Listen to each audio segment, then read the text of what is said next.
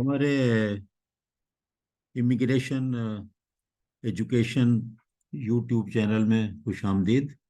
हम आपको ये बताते हैं कि आप अपने फॉर्म किस तरह भर सकते हैं और कितने किस्म की स्ट्रीम्स हैं, एक्सप्रेस एंट्री क्या है, विजिट वीज़ा कैसे लेते हैं, उसके सारी एलिजिबिलिटी, फिर ये वर्क परमिट, और फिर वर्क परमिट के बाद स्टडी अगर करने जाते हैं स्टूडेंट वीज़ा तो उसके लिए क्या एलिजिबिलिटी है, क्या रिक्वायरमेंट है, कितने टाइप के हैं। उसी में ये एक स्ट्रीम आती है कि आपको लोग बताएंगे, मुख्तलिफ आप चैनल देखते होंगे कि आप जाएं स्टूडेंट वीज़े पे और वहाँ काम करें। अब वो काम करने के आगे आपको कुछ नहीं बताया जा रहा है कि काम करने की कंडीशंस हैं, ऐसे नहीं है कि आप काम करें।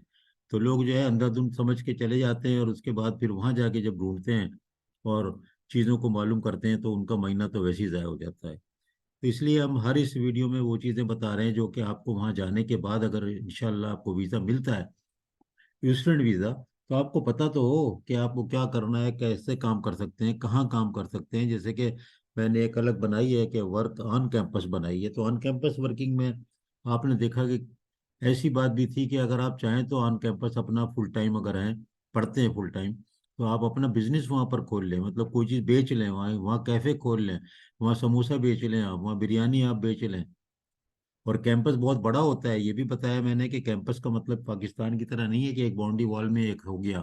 बाज है यूनिवर्सिटी ऑफ पेंसिल्वेनिया का ऐसा है कि वो पूरे शहर में फैला हुआ है, पुराने शहर में।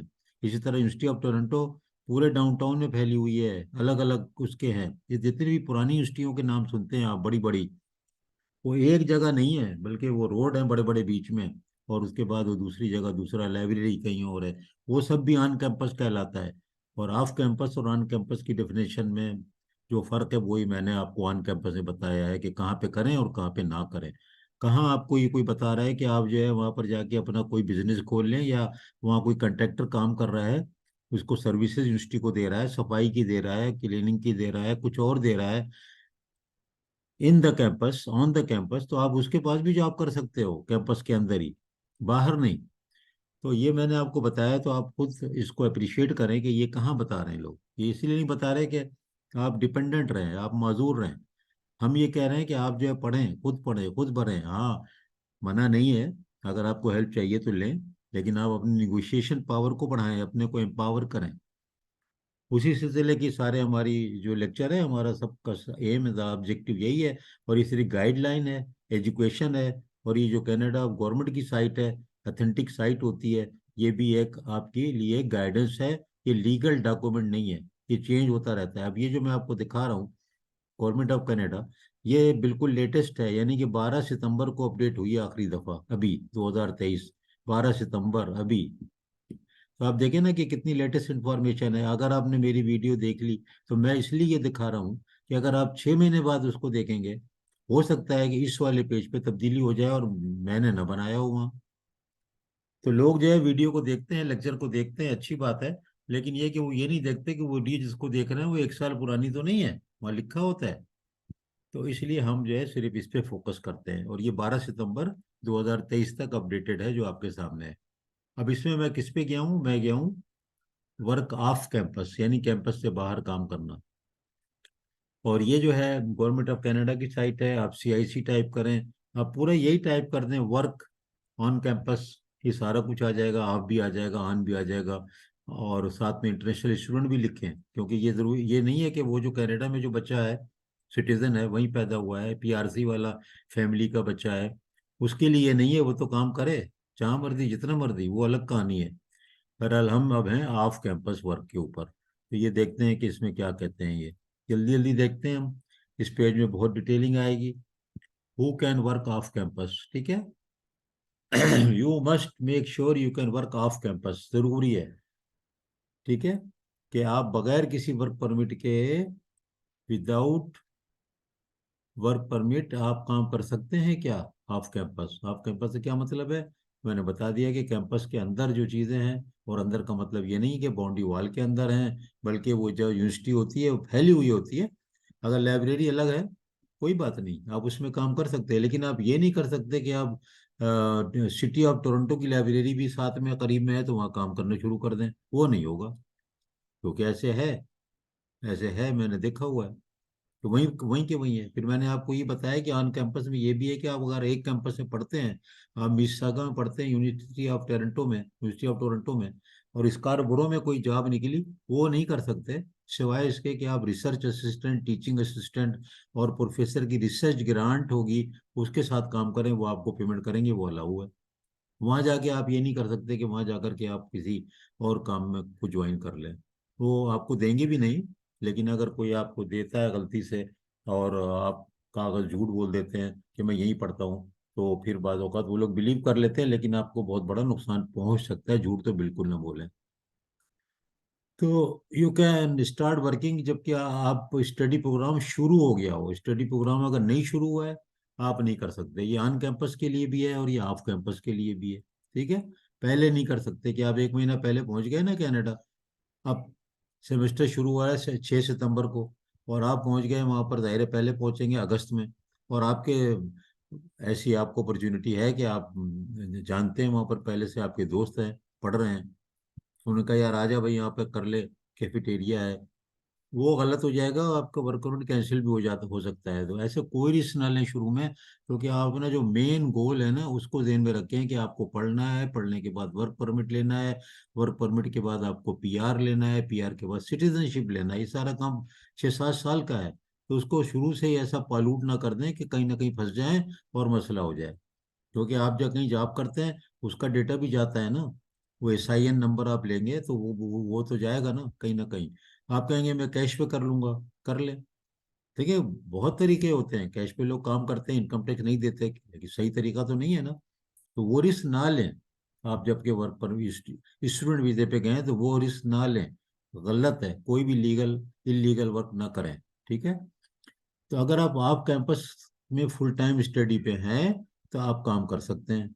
ठीक है। आप कितना कर सकते हैं, एलिजिबिलिटी क्या है सिलसिला, वही है कि आप फुल टाइम स्टूडेंट हो डिजिग्नेटेड लर्निंग इंस्टीट्यूशन में। ठीक है। फुल टाइम का मतलब ये होता है कि अगर आप वो लोड आपको देते हैं 4 क्रेडिट आवर, 5 क्रेडिट आवर, तो पूरा लेना है। अगर आप 1 क्रेडिट आवर ले रहे हैं, तो ये पार्ट टाइम हो जाएगी आपकी तालीम, और उस पर आप जॉब नहीं कर सकेंगे, याद रखें। फाइनल ईयर में जब आप होंगे, फाइनल सेमेस्टर होते हैं, उस वक्त जो है एक आप लोड बहुत कम ले लें, तो वो अलाउ होता है, उस पर आप काम कर सकते हैं। डीएलआई पे अलग मैं बनाऊंगा, लिस्ट दे दूंगा आपको। उसके बाद आप ये देख लें कि ये वही कंडीशन है, पूरी वही। Your study programme is at least 6 month and long, leads to a degree, diploma और सर्टिफिकेट। देख रहे हैं आप, इसको उससे कंफ्यूज ना करें। वो 1 साल वाला जो वीज़ा होता है, वीज़े के लिए 1 साल की फीस देना ज़रूरी है, वो अलग बात है। अब यहाँ पर ये कह रहे हैं 6 महीने से ज़्यादा हो, ये नहीं कि 3 महीने का तो आप कोर्स में आपने दाखिला लिया, आपको वीज़ा भी मिल गया, आप चले भी गए हैं, तो ये नहीं हो सकता कि आप उस पर जॉब कर लें। देख रहे हैं आप, 6 मंथ एंड लॉन्ग लुक, और आपका पास आप जो चीज़ है, वो उस पर कोई ना कोई डिग्री, डिप्लोमा, सर्टिफिकेट आपको मिले। ठीक है। कहाँ से मिले, वही DIL से, डिजिग्नेटेड DLI से, डिजिग्नेटेड लर्निंग इंस्टीट्यूशन से आपको।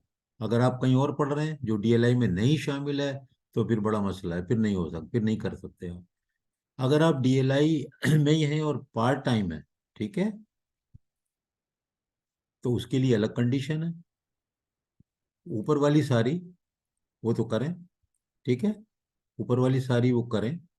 और you are only studying part time instead of full time because you are in the last semester of study program and you don't need a full course load। तो ये मैं पहले आपको बता चुका हूँ कि अगर आप फाइनल सेमेस्टर में हैं, तो उस वक्त आप एक पार्ट टाइम जॉब भी कर सकते हैं। वो पार्ट टाइम स्टूडेंट बन गए ना आप, क्योंकि एक लोड लिया आपने, 1 क्रेडिट आवर लिया, एक सब्जेक्ट लिया। लेकिन उसका रीजन ये है कि आप पहले 3 या 4 सेमेस्टर पढ़ चुके हो, तो उसके बाद वो आपको अलाउ कर रहे हैं। ठीक है। और अगर आप जो है कोई छुट्टी पे हैं, अथोराइज लीव, छुट्टी पे है, तालीम से छुट्टी ले ली है आपने, स्कूल बदल रहे हैं, तो बीच में ब्रेक आएगा अगर, तो उसमें आप काम नहीं कर सकते ऑफ कैंपस। समझ गए कि आप, मैं तो स्टडी वीजे पे आया हुआ हूँ, मैं काम करूँ। अब ये कहाँ लोग बता रहे हैं, मैंने तो देखा, तो लोग नहीं बता रहे हैं ना इतना डिटेल में। ना मैं बता रहा हूँ, मैं तो आपको उन्हीं की साइट पे ले जाके पढ़ा रहा हूँ, दिखा रहा हूँ, क्योंकि हम लोग टीचर हैं, हम टीचिंग कर रहे हैं, आपको ये बात समझा रहे हैं कि कैसे करना है और क्या करना है और क्यों नहीं करना है और क्या करना है। खाली क्या करना है ये बात नहीं है, क्यों करना है, क्या करना है, क्या नहीं करना है, बहुत इंपॉर्टेंट है। क्योंकि इसमें आपका टाइम ज़ाया होता है, वहां जाके कोई आप होगा, अरे आप तो नहीं कर सकते जॉब, आपका तो ये मसला है। और हत्या कि अगर आपका इंस्टीट्यूशन था डीएलआई में, तो आपने दाखिला लिया, आप पहुंचे तो वहां से निकल गया वो, जैसे एचईसी में कभी रिकग्नाइज करती है, कभी लिस्ट में दे देती है कि नहीं ये इन्होंने हमारी चीजें पूरी नहीं की, यहाँ दाखिला मत लें, ऐसे वहां भी होता है। तो फिर आप जॉब नहीं कर सकते, आपको दोबारा से ही सारा प्रोसेस करना पड़ेगा दाखिले का, उस पीरियड में आप जॉब नहीं कर सकते। तो जब तक के तालीम में पहले दिन में क्लास शुरू ना हो जाए, you can not work on campus भी, और ऑफ कैंपस की तो अलग है।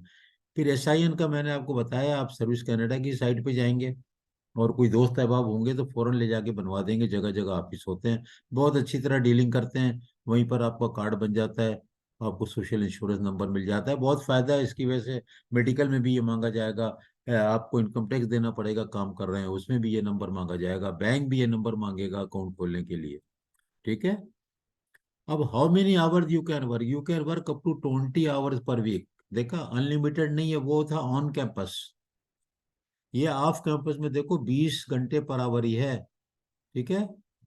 आप एक से ज्यादा जॉब कर सकते हो, you can work more then one job. देखें ये सब, देखें कितनी डिटेलिंग है, ये आप एक से ज्यादा जॉब कर सकते हो, 20 घंटे के अंदर अंदर हो। किसी ने आपको दिए 4 घंटे पर वीक, 8 घंटे पर वीक, कर लो। फिर एक दुकान वाले ने कैंपस पे ही किसी लाइब्रेरी में आपको कहा यार काम टाइम है कर लो, तो वो 5 घंटे वहां कर ले। किसी ने कहा यार ये मेरा स्टूडेंट एलुमनाई एसोसिएशन है, इनका ऑफिस है, यहाँ पर ये कुछ मेरा काम है कंप्यूटर का, आप कर देंगे, आप कर दें। तो वो जो सारे काम है मिला के 20 घंटे होंगे। जरूरी नहीं कि एक नौकरी 20 घंटे की मिले, ये अक्सर नहीं होता है। आपको घंटे इतने देते नहीं है पर वीक वो लोग, क्योंकि वो भी सबको प्लीज करते हैं ना, तो वो नहीं दे रहे होते हैं। अब 10 बच्चे आ गए, अब वो कह रहे हैं कि जॉब दे दें, जॉब दे दें, और वो सब वहीं के होते हैं। तो वो कहते हैं यार कि ऐसा करो तुम लोग 4 4 घंटे ले लो पर वीक में, या तुम ऐसा करो 2 2 घंटे आ जाओ 5 दिन के लिए, तो 10 ही हुए ना। और वो खुश कर रहे हैं ना सबको, प्लीज करना भी होता है, और वो सबको डिस्ट्रीब्यूट भी करते हैं, वर्क भी देखते भी हैं कौन बेहतर है। तो you can work more than 20 hours per week off campus from November 15 22 until December 31। You can work more than 20 hours per week off campus while class in session if you meet the certain requirement. अभी देखो ये भी date खत्म होने वाली है, देख रहे हैं आप, खत्म हो रही है। You can work more than 20 hours per week off campus if you are in any of the following situation. You are a study permit holder, your study permit has expired but you have maintained your status। ठीक है। आप DLI में हैं, or you are approved for study permit but haven't arrived in Canada yet. In addition, you must meet all those requirements to be eligible. You are in Canada and have re-entered Canada by December 31 2023। You must have one of the following condition printed कि मे work, आपके study permit पे लिखा होना चाहिए, देख रहे हैं आप, you must have one of the following. क्या? मे वर्क 20 आवर पर वीक, ये देखिए, ऑफ कैंपस। ठीक है, देख लो ये ऑफ कैंपस, यानी कहीं भी बाहर। May except employment on off campus, meeting eligibility criteria, ये। तो आप देखें कि ये इतना सिंपल नहीं है। अब यहाँ पर ये जो चीज़ आ गई है, क्या लिख रहे हैं ये क्या लिख रहे हैं ये, from November this until December 31। दिसंबर 31 को ही खत्म हो रहा है, अगर एक्सटेंड हो गया तो ठीक है। तो अब जो लोग जा रहे हैं वर्क परमिट की बातें कर रहे हैं, तो ऑफ कैंपस वाली बात तो अभी पता नहीं है ना क्या होगा। तो जरा आप पढ़ते रहें। अब ये तो मैं साइट, लेटेस्ट साइट पे जाके आपको बता रहा हूँ, आप लेटेस्ट देख लीजिए, नीचे जाते हैं जल्दी से, आप देख लें कब की है। ये देखें, देखें, ये देखें, ये देखें, डेट मॉडिफाइड 12 सितंबर है। तो यार लेटेस्ट है ना। अब इसके बाद कोई आएगी तो अब आप देख लीजिएगा, हम लोग देख लेंगे। तो ये खाली इतना आसान नहीं है। How to calculate your hour, you are responsible for both of the following, keep track of hour that you work off campus and hours are defined as any time you spend earning wages or collecting commission, commission भी इसमें शामिल है। ठीक है। Providing you are complying with the condition of your study permit. ये पढ़ लें। क्या आप एक्टिवली पढ़ रहे हो, नॉट वर्किंग 20 घंटे से ज्यादा पर भी काम नहीं कर रहे हो। ठीक है। और अगर कंडीशन कोई तुम्हारे उस पे लिखी है ना, किस पे, आपके स्टडी परमिट पे, तो वो सारी की सारी जो है ना वो अप्लाई होती हैं। पे लिखा होना चाहिए कि आप काम कर सकते हो। ये देखें, मैं पहले दिखा चुका हूँ आपको।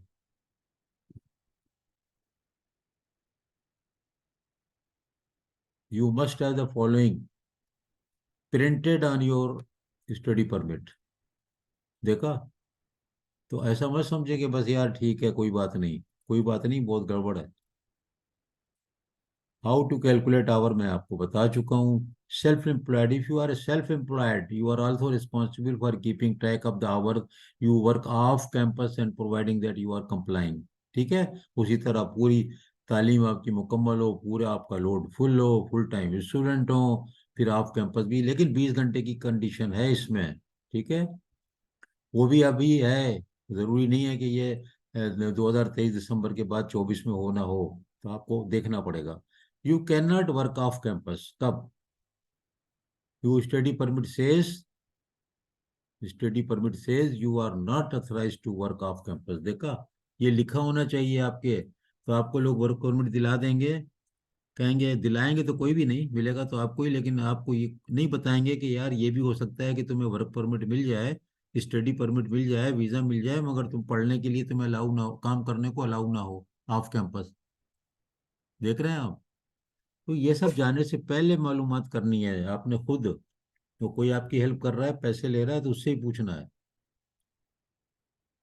You can not work off campus without a work permit.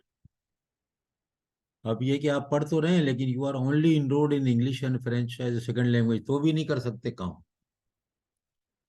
You are only taking general interest course, ऐसे ही ले लिया चलो यार वो बुके बनाने वाले में ले लेता हूँ, मैं ये करता हूँ, या कोई और शौक हो गया आपको।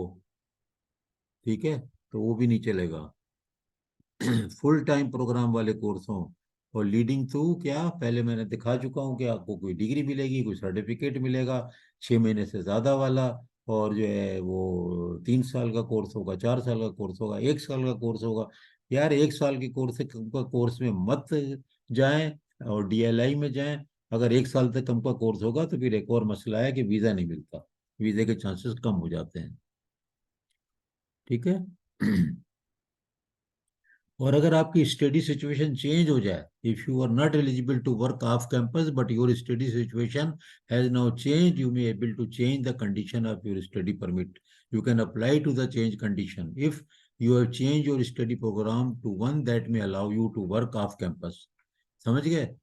बहुत से प्रोग्रामों में यूनिवर्सिटी के आपके स्टडी परमिट पे लिखा होगा कि नहीं, इस प्रोग्राम में अगर आप पढ़ेंगे तो आप ऑफ कैंपस नहीं काम कर सकते। किसी पे लिखा होगा इस प्रोग्राम में आप करेंगे, तो ये आप यूनिवर्सिटी में पता करें। अगर आपके पास है कि ऑफ कैंपस परमिशन नहीं है, यूनिवर्सिटी में जाएं, पूछें कि क्यों नहीं है, मैं क्या करूं, मैं कोई और कोर्स ले लूं, मैं कोर्स को चेंज कर लूं, तो फिर ये आपको उसमें वर्क परमिट अलाउ हो जाए ऑफ कैंपस, तो बहुत आपको फायदा हो जाएगा।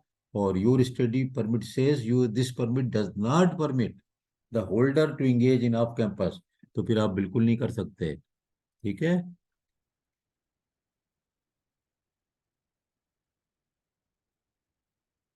ये देखें, आपने एक स्टडी परमिट लिया था to complete prerequisite courses होते हैं ना, बात चीज़ों के लिए, और बाद में आप इसको फुल टाइम स्टडी में कन्वर्ट कराएंगे, तो उस वक्त फिर आपका अगर वर्क परमिट चेंज हो गया तो फिर आपको जॉब मिल सकती है। ठीक है। कर सकते हैं, मिल तो सकती है, कर सकते हैं। चेंजिंग द कंडीशन जो होती है स्टडी परमिट के ऊपर, apply for a study permit from with in Canada, ये ये फिर दूसरा टॉपिक आ गया। यहाँ पे हम खत्म करते हैं, इसको दोबारा कवर कर लेंगे फिर से किसी और चीज़ में, कि अगर आपकी सिचुएशन चेंज हो जाएगी तो आप क्या करेंगे। ठीक है।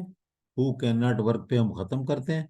और अगर आपकी सिचुएशन बदल जाएगी तो फिर वो आप खुद भी पढ़ सकते हैं, और आप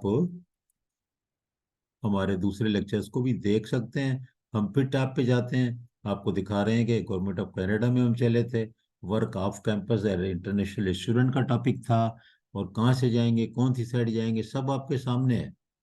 स्क्रीन शॉट नहीं ले रहा, मैं तो आपको डायरेक्ट दिखा रहा हूँ। और ये वर्क ऑफ कैंपस था। वर्क ऑन कैंपस हम पहले कर चुके हैं। उसके बाद हम इस पे कहीं और जाएंगे कि अपने बीवी बच्चों को कैसे लेके आए। वर्क, अगर आप स्टडी पे जाते हैं तो वो सारी चीज़ें भी करेंगे, और उसके अलावा और भी बहुत सी सवालात हैं, तो हेल्प साइट पे जा करके उनको भी हम कवर करने की कोशिश करेंगे। वर्क ऑन कैंपस पहले हम कर चुके हैं, वो मैंने ऐसे सामने कर दिया कि आपको पता रहे कि ये आप कर चुके हैं। बहुत बहुत शुक्रिया। शेयर कर दें, एजुकेशन चैनल है, कमर्शियल नहीं है।